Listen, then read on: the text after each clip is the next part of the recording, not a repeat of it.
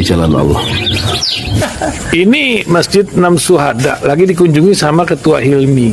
Modal awalnya berapa Pak Yudi Pramuko? 750.000 Rp750.000 aja. Jadi ini 500 jutaan nih barang. Sekarang udah habis 310. Masya Allah, tuh udah pakai keramik, laponnya tinggal. Granit tuh kayak marmer. Tuh, Masya Allah nih, sampai juga kita ke sini. Masjid Enam Syuhada, ngapa namanya Masjid Enam Syuhada, Ya, Pak Yudi? kita mau mendokumentasikan perjuangan dakwah nama anak muda pengawal Habib Rizik Syihab itu. Masya Allah. Yang dibunuh sama orang jahat di kilometer 50. Kilometer 50 ya. Itu kan simbol memperjuangkan dakwah itu kita harus memberikan segalanya untuk Islam kan ya. Untuk Masya dakwah Islam. Allah. Dan nama anak muda itulah yang sudah memberikan segalanya untuk Islam. Masya Allah. Apa nanti nama pemuda itu ada juga di sini mungkin diterapkan? Mungkin namanya 6 syuhada. 6 syuhada ya. itu, 6 syuhada dipasang di sini, 6 syuhada. Bip Ali, apa yang dikomentarin dari ini semua, Bip Ali? Masya Allah, luar biasa. Dari uang 700.000, kalau pengen ternyata bisa. Bisa. Allah kirim. Tuh, bisa. Ya, Masya. dengan masuk satu gang kecil, tapi Bapak ini luar biasa. Kecil tuh. Masya Allah ya. Satu call aja. Masya Allah. Perjuangan Pak Yudi Pramuko, YouTuber sejagat paling tua. Tertua di semesta. Tertua di semesta. Masya Allah. Tukang donat. Tukang donat. Tukang donat dari Paru. Ini saya laporkan dari lapangan ini, langsung dari Masjid Enam Syuhada. Masya Allah. Dan ini dia. Dalam lihat ah. Tuh lihat tuh masjidnya. Tuh imamnya di situ tuh. Malam-malam lagi kita. Masya Allah. Masih kurang nih. Atapnya katanya transfer aja. Masjid Enam Syuhada sebentar lagi selesai. Dinding lubang angin sebagian sudah terpasang. Lantai 2 dan kemudian plafon termasuk lantai bukan keramik, granit 150 dus bersama tiang-tiang yang ada 16 setinggi 4,5 meter. Kemudian finishing terakhir adalah tangga menjebol atap ya, lantai pertama untuk masuk ke lantai 2. Inilah Masjid Enam Syuhada. 2,5 tahun lalu dimulai pada 2 Agustus hari Senin 2021. Tinggal sedikit lagi insya Allah, dan lantainya dari keramik, bukan keramik, granit sudah diresmikan lantai pertama. Nanti lantai kedua lewat sini tangganya jebol untuk masuk ke lantai 2. Inilah Masjid Enam Syuhada yang sangat megah karena dari bahan-bahan pilihan kualitas nomor 1.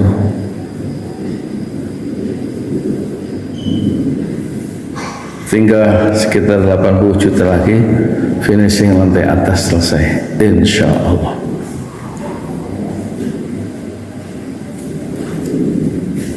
Ya, inilah Masjid Enam Syuhada yang sangat bersejarah ya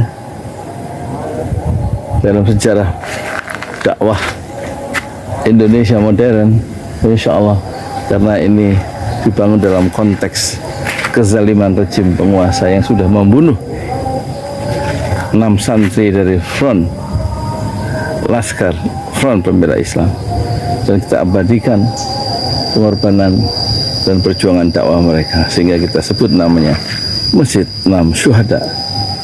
Mereka mengawal perjalanan dakwah gurunya Habib Rizik Syihab, dan mereka dicegat oleh orang-orang jahat di kilometer 50. Saya Yudi Pramuko, tukang donat dari Parung Juber, tertua di semesta Fasbir Sabrun Jamila. Bersabarlah dengan kesabaran yang indah. Assalamualaikum warahmatullahi wabarakatuh. Assalamualaikum warahmatullahi wabarakatuh. Kita ingin tahu apa ucapan Presiden Jokowi melihat pembunuhan Ismail Haniyeh ya, soal kekerasan dan pembunuhan yang dibunuh dia di kediamannya di Iran, yaitu Ketua Biro Politik Hamas Ismail Haniyeh.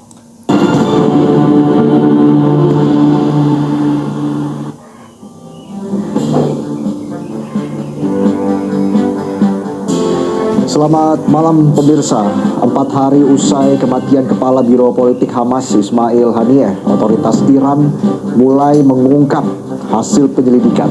Salah satunya disebutkan bahwa sejumlah pejabat intelijen dan militer Iran ditangkap. Kenapa dia kok ikut-ikut memusuhi Ismail Haniyeh? Apakah disuap pejabat Iran itu, termasuk pejabat intelijennya ya? Selain itu, Menteri Intelijen Iran Esmaili Khatib mengatakan Israel telah mendapatkan lampu hijau dari Amerika Serikat Israel disetujui Amerika ya, tentu saja, untuk membunuh Ismail Haniyeh. Akankah perang terbuka benar-benar terjadi di Timur Tengah? Inilah special report pemimpin Hamas tewas, perang terancam meluas. Bersama saya Valentinus Reza.